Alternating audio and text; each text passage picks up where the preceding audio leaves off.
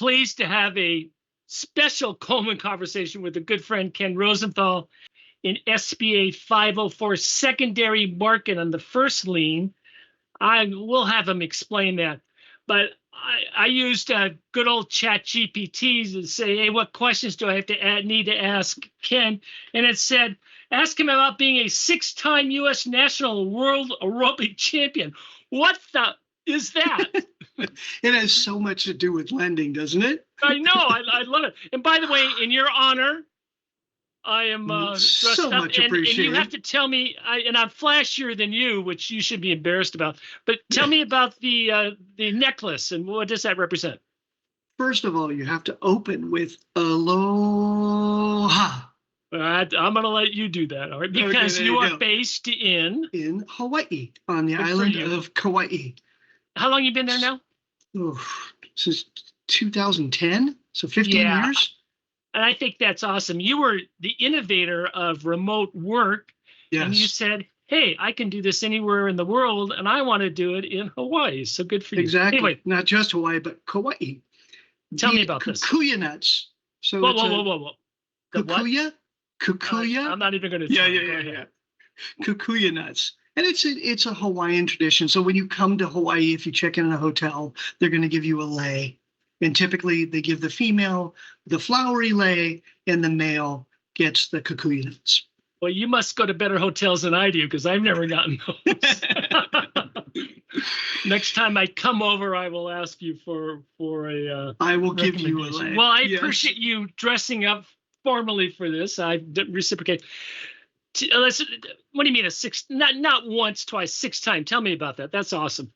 So aerobic competition, I tell people it's kind of similar to gymnastics that you see in the Olympics, the floor routine. So you do gymnastics movements, but you're doing aerobic activity at the same time. So it's themed like ice skating. It's musicality like ice skating, but the movements are gymnastics. So if you Google Ken Rosenthal aerobics, you'll see it. But you have to put the aerobics because there's a sportscaster by my same name. So he comes up a lot more than I do on the search. But that was awesome. Back in my youth in the 90s. Yes. Good for you. Well, that's I love. We started this it's this formal format about 6 months ago, and I love hearing those type of stories. And in our industry, it shows the depth and the talent of that we have in this. And good for you. I think that's great. Now, and it also said that you once owned a health and fitness club financed by SBA. Tell me about that. Yes, so that's how I got my start in SBA. So when I was doing, I did not. I've known you for a long time. I did not know that. Yep. So after graduate school, I was Let me stop you there. Where'd you go to school? Undergraduate at UC Berkeley. Go Bears. Graduate school MBA at Arizona. Oh, yeah. Arizona. All right. Well, now we're not the same conference. We're in the All Coast Conference. I will be gracious and not comment on your football. But of course, I haven't anything to comment about my football team. So not lately. So anyway, graduate school, I went to Arizona State. Yes. Arizona State, who won the Big 12 last year, by the way.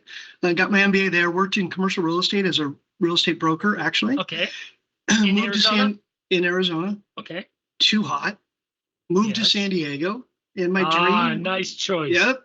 My dream I don't care what people say. You can't regulate the weather. Go ahead. That's right. My dream as a kid, being an entrepreneurial type of kid, I said, I want to open my own business. And my passion was health and fitness. So I started a health club with the help of a SBA 7A loan. And back then, the CDCs actually did the package for the bank.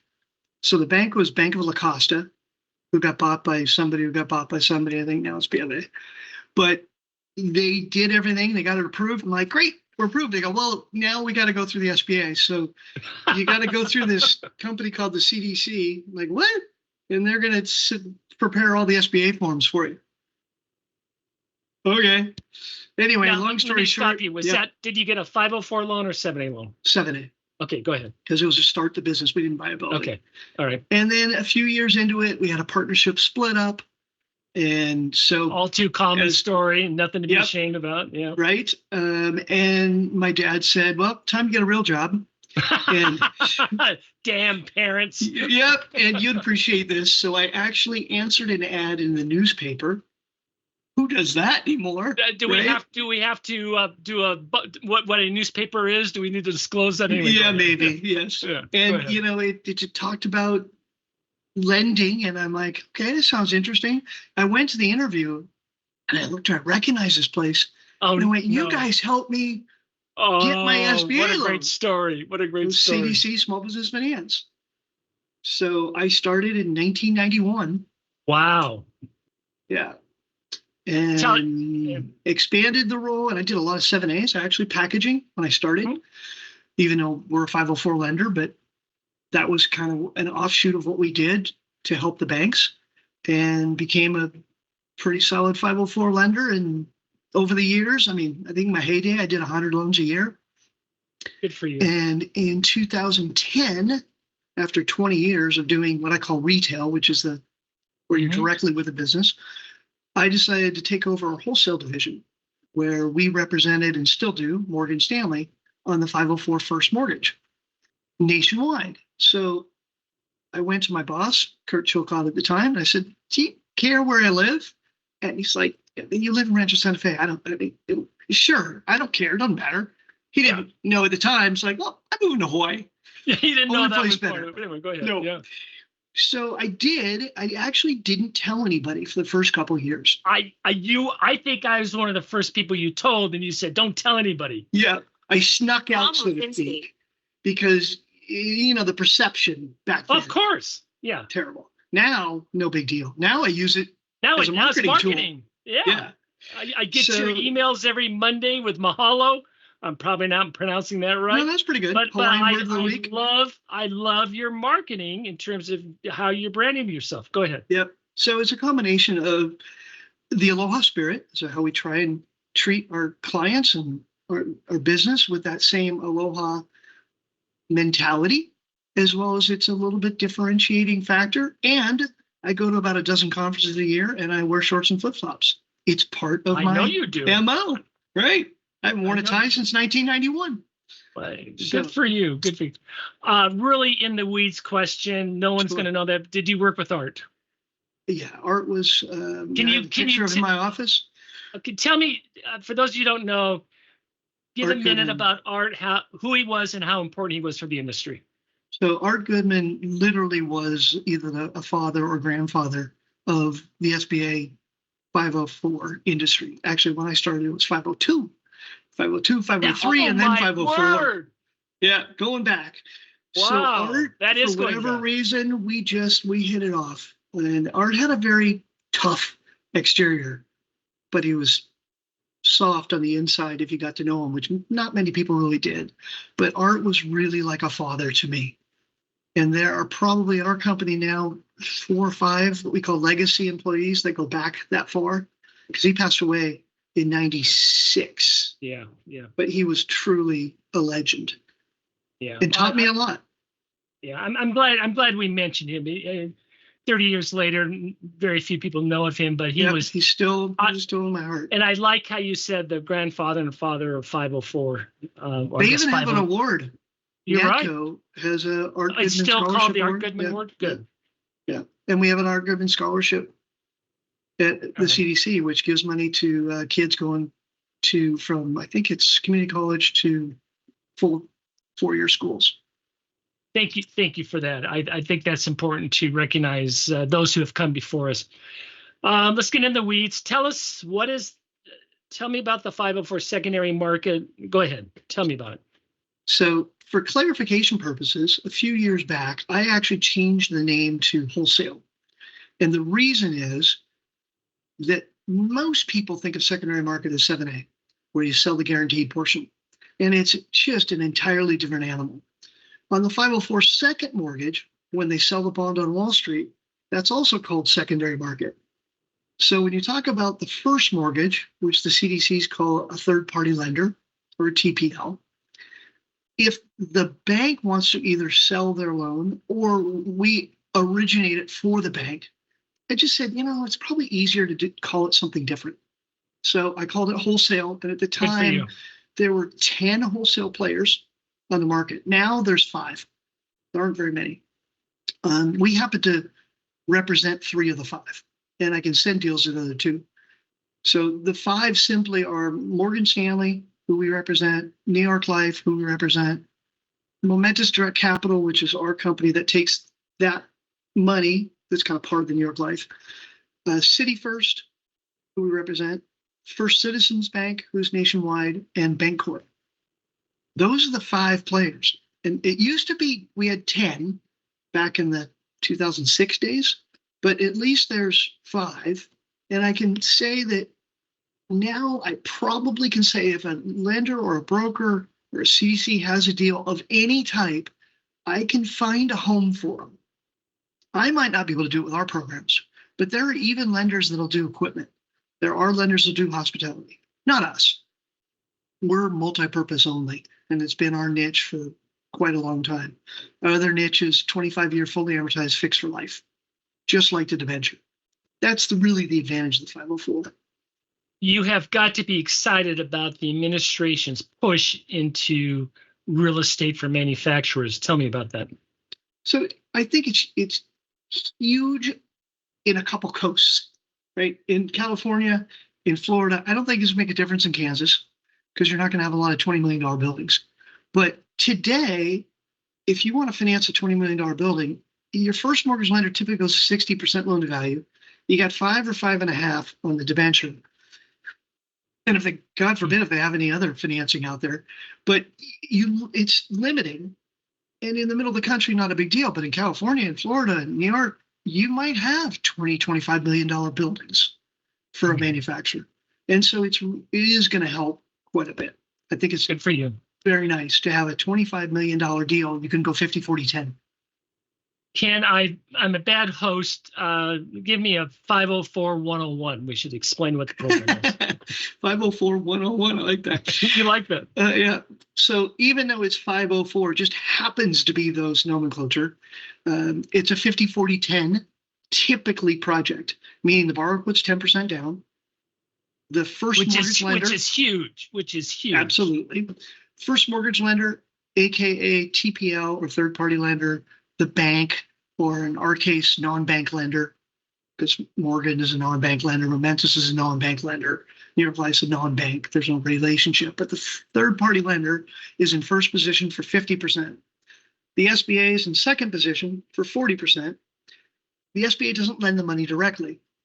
What they do is they go through these nonprofit entities called CDCs, not Center for Disease Control, but certified development companies. And there's now about 250 left in the country.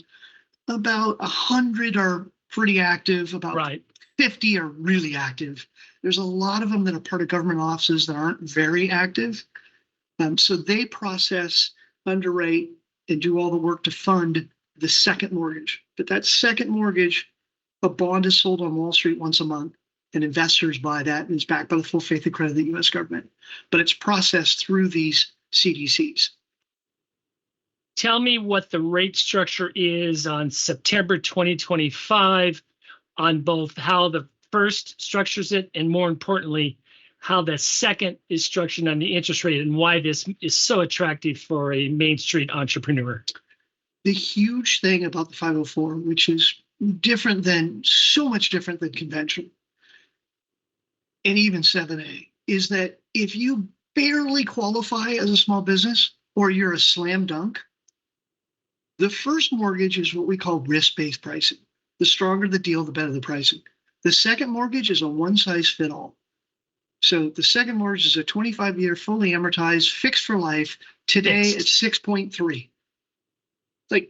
It's ridiculous. It's so low. It's awesome. So do the math. So that's prime minus. Yeah, prime minus 2. If you did it that way, yeah. Yeah. And that's an interesting conversation. 25 years. Yeah. That today, the world, or at least the U.S., everybody's talking about, rates are coming down. A lot of press about that.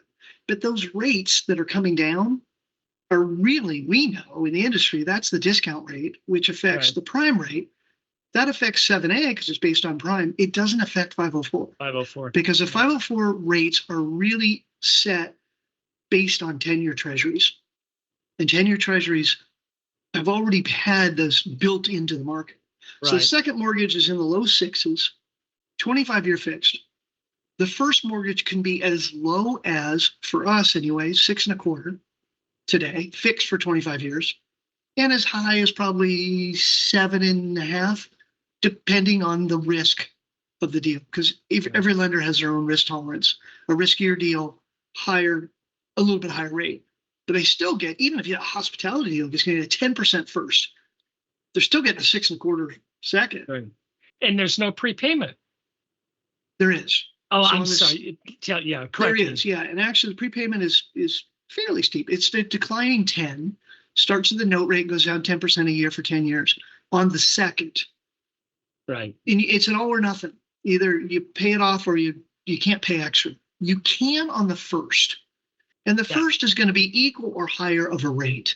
So I tell people, if you have extra money lying around, pay down the first mortgage. If your first is at 7%, you can almost pay it off in 20 years. I mean, in 5 years, because you can pay 20% a year. So if the first is at, let's say, 7, and the second's at 6.25, logic would say, if I have extra money, I'm going to pay down the higher rate first. Pay off your credit cards, pay off your auto loans, but pay off the highest interest rate first. Right. So walk me through the first. A lender will make that loan. First of all, 50% loan to collateral, which is great. They make the loan, but then in turn they sell it through you to the secondary.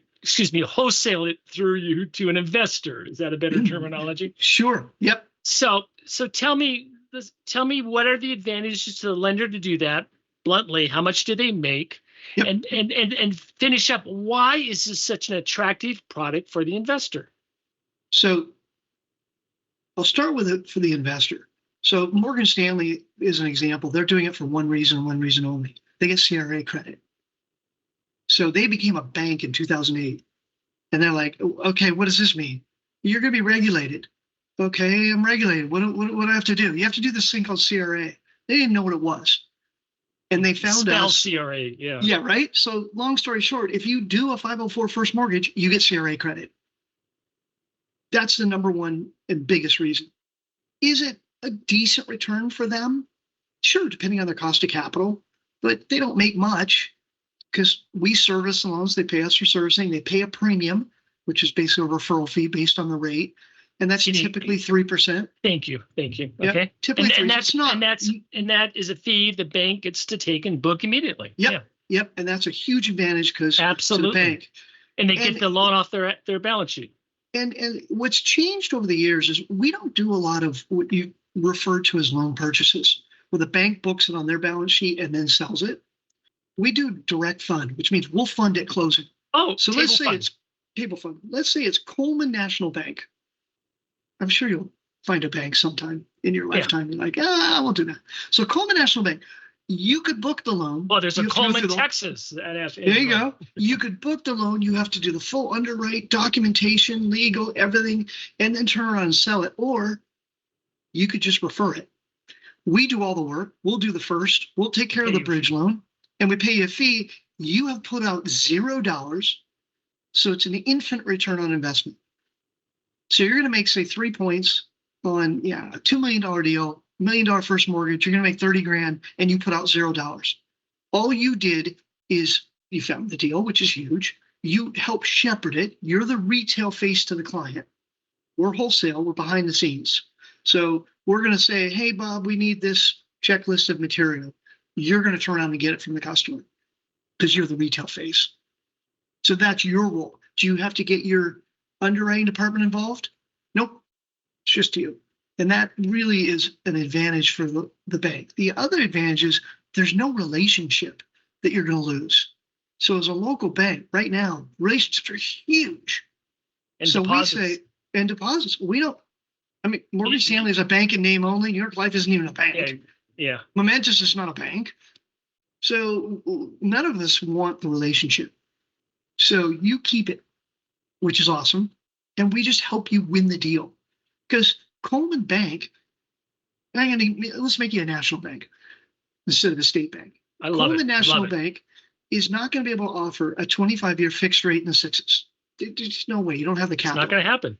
So we allow you to offer those kind of rates and terms to your customer to win the deal so that they don't go across the street to one of the big banks who will do the deal and take your customer. Let's take the conversation a step up. You've seen 91. You've seen a lot of change. The one constant in any industry, especially SBA financing, is change. Globally, overall, talk about 504 going forward in the next 5 years economically. What's your attitude about that? So what I find fascinating is in the SBA arena, 7A to some extent, but 504 definitely. Mm-hmm. It's fairly consistent. And what I mean by that is in a really strong economy, there's a lot of deals happening. Well, we actually compete against conventional. People have more money, so they're okay putting 20%, 25, 30% down. Yeah. Sure. In a tighter economy, the big banks clamp down a bit. People don't want to put as much money down. So therefore, SBA becomes more attractive with the 10% down, but there's less deals. So we either get a big piece of a smaller pie or a small piece of a bigger pie. It doesn't matter. It's really fairly the same. And today, in the last couple of years, it's been huge because not only depending what goes on in the marketplace, but because 7A was tied to prime and rates have gone up so much, we're seeing a ton of people refi the 7A into a 504 because they're like, well, when I started, 7A was great. Now I'm paying 10%. I don't like it. So now they can pay in the sixes or fixed. more. Or more. And so now they're like, wait, I can do 6 something fixed. Let me do that. So 504 it's a really good time. 504, I think, is an excellent product for the entrepreneur.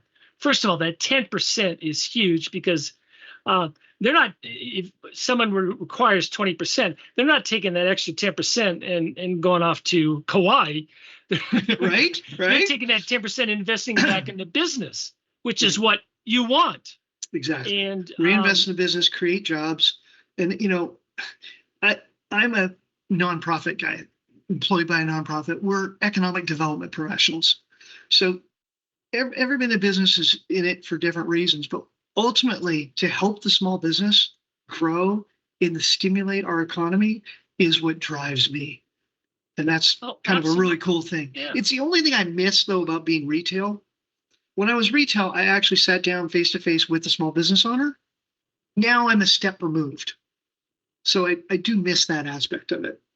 And that is a consistent theme of people who I talk to is Charles Rowe of Velocity, who said he started where you were in terms of the corporate, and he loves being retail. He loves being able to see what his company can do in terms of creating employment, creating, supporting a company, creating a great asset for Velocity, and seeing the transformation and creating generational wealth for the entrepreneur. Yep. And he loves being part of that story. He's a great one to bring up because he ran GE, which was one of the 10 back then. Velocity is a perfect example. They don't have a 504. So if their BDOs come across a deal that's a better fit for 504, they come to us. We'll take care of the 504 piece so that they can offer that, and then a 7A, let's say, for the business acquisition. I love statistics, and the losses on 504 are excellent. The performance is excellent. Yeah, the losses are nil. Yeah. And even during the Great Recession, there were losses, but they were certainly because real estate values were plummeting. But in today's market, real estate values are increasing. You got to do something really wrong on a 504 as a lender to lose money. I mean, you're at 50% loan to value. SBA is in a little bit of a risk, right? Because if value drops, they're at 90%. But we're at 50. So I can tell you, we've never taken a loss on the first mortgage. Yeah, which is attractive to the investor. And the 504, there will be losses, but it's more, but it operates at what we call zero subsidy. All the fees generated by the 504 loan, either from the borrower or from the lender, offset greatly the losses to the program. And Correct. And the taxpayers don't pay anything. Yes, and that's what makes it very attractive. So you're very bullish on 504 going forward. Absolutely. Real estate is a constant. Businesses are going to always need a place to house their business. It's changing in that, we're not seeing as many office deals because companies have remote employees. Right. I'm a remote employee. So you're a remote employee. Anna's in West Virginia, so we should find a remote employee. Yeah. And, our company bought a building. We have a 30,000 square foot building. There's like 10 people in it. Yeah. So I understand in offices, things are smaller, but warehouse, manufacturing, especially wholesale, distribution, medical, dental, veterinary. All those things need physical brick and mortar places. You can't go to a doctor's house, right? You can't go to a dentist's house to get your teeth done. You can, but I don't think you want to. Yeah, right. So those are perfect clients. We do a lot of medical condos for medical professionals is a perfect example. Or just your typical, if you're driving down the street and you see a concrete tilt-up building, that's us. That's a 504. And what's great is when you're able to transition someone into that, they're taking their rent and they're buying the building, and that's a great opportunity for the entrepreneur. What I love, I've been doing this obviously for a long time, is I like the success stories that the average person thinks about. So NADCO now does this where they ask CDC. Who is NADCO? Who's NADCO? National Association of Development Companies, which is the trade organization for CDCs. Good. And they say, send us your success stories so we can promote it. People know Apple started with a 7A. And I like to tell people stories about things that they would know. In San Diego, we probably financed a dozen microbreweries, which is obviously super fun. My favorite, because I'm a surfer, in 1991, I financed Rusty surfboards. Now, Rusty's worldwide now, but Rusty started in a 1,500 square foot little shaping room and bought a 10,000 square foot building, and then it grew. But it's really cool to be able to help a business, and then they go, worldwide, and go, yeah, we help them in their infancy, help them grow. Love that. Good for you. I will be at NADCO. We're going to be exhibiting this year for first time in a long time, so I will definitely look you up. Will you wear that? No. No. I was going to bring us Florida, maybe. Yeah. Ken, we've started a tradition here. I'm going to hit you with this. And for those of you who follow the podcast, this started with Stephanie Dunn, which she hit me. I didn't know she was French Canadian, and she knew French, and I made her close a message to Main Street in French. And that was cool. But what was even cooler was Michael Bland of Fountainhead, where he knew Russian.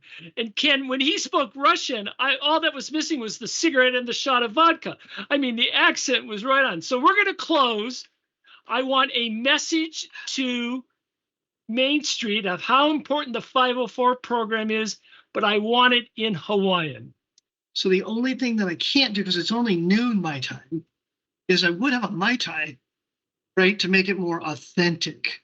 Well, okay. Well, but time-wise, depending on when this is replayed, I suggest having a Mai Tai in hand. Very good. Well, yes. Aloha, mahalo nui loa, maka'i loa 504, vele vele o'ea. Ken Rosenthal. Ken, thanks for joining us in the conversation. Much mahalo.